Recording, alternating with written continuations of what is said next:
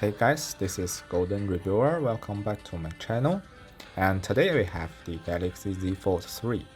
And we are going to test the PUBG mobile gaming performance on this device. Let's check out the graphics settings first. And as you can see, this device doesn't support 90 FPS as of yet in any quality settings.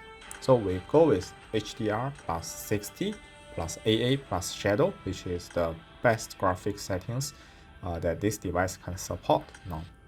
And let me start a squad game on the Sanhu map, which I think the stress will be the heaviest. And just as usual, I will show you the real-time FPS as well as the power consumption during the gameplay. Alright, let's go. Okay, so first thing we notice is that this game actually runs very well on this device, at least when you first enter the game, right?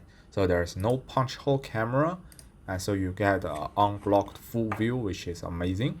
And also the inner display protector, screen protector, feels much smoother than the second generation, which is the Z Fold 2. So last generation, it has this kind of sticky and rubbery feel, which doesn't feel like glass, but now it feels much better, and it makes the game controls much more enjoyable. And as you can see here, the game is running at almost stable 60 FPS. Everything is super smooth, and I have no complaints whatsoever. In fact, for the first 7 or 8 minutes or so, the game is going to run like this, and it's really an enjoyable experience. So I'll actually fast forward for this part because it's not particularly interesting. Let me fast forward to the about 7 minutes mark, and let's see how it does from there.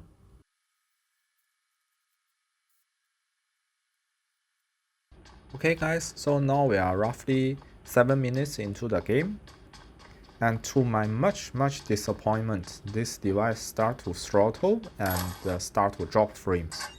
As you can see from the real-time FPS counter, it's showing about 55, 56, 57.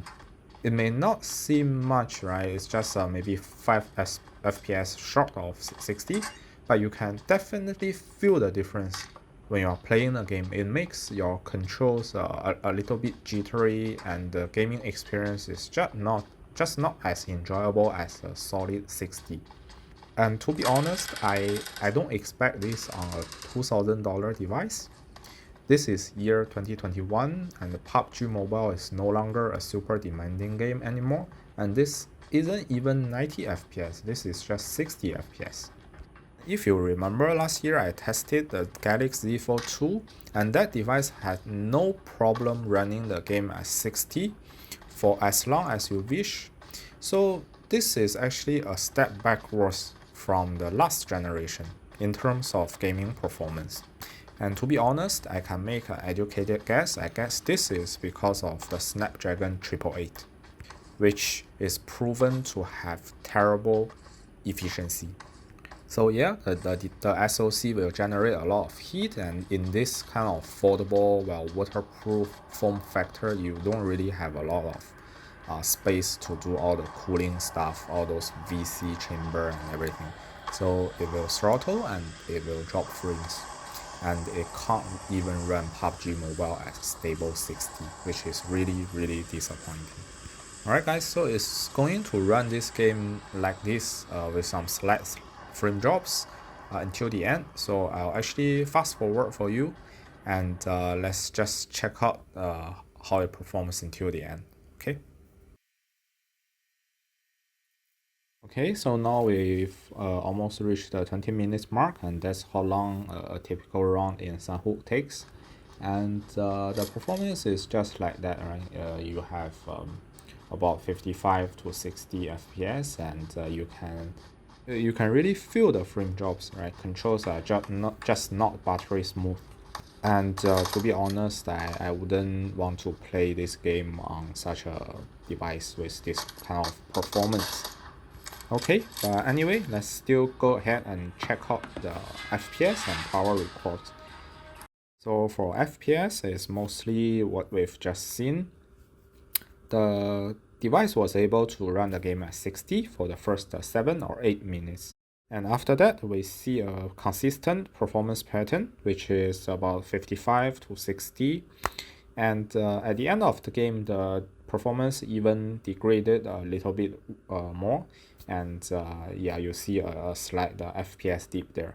By the way, my room temperature is about 26 degrees.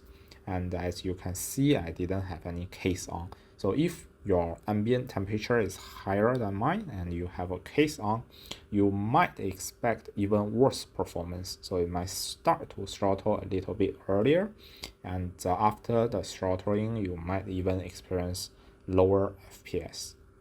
As for power consumption, it averages around 4 watts, which I think is reasonable because the display is so large. And that gives you about 4 hours plus of gaming, which I think is okay, right? So the battery life is not really a big issue here. The big issue is with performance.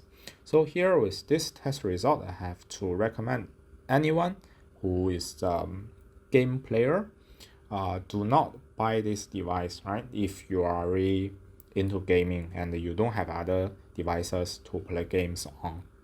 In my previous Genshin Impact game, we saw how terribly this device performs, and today we see that it can't even run PUBG Mobile at 60 FPS. So, yeah, if you buy the full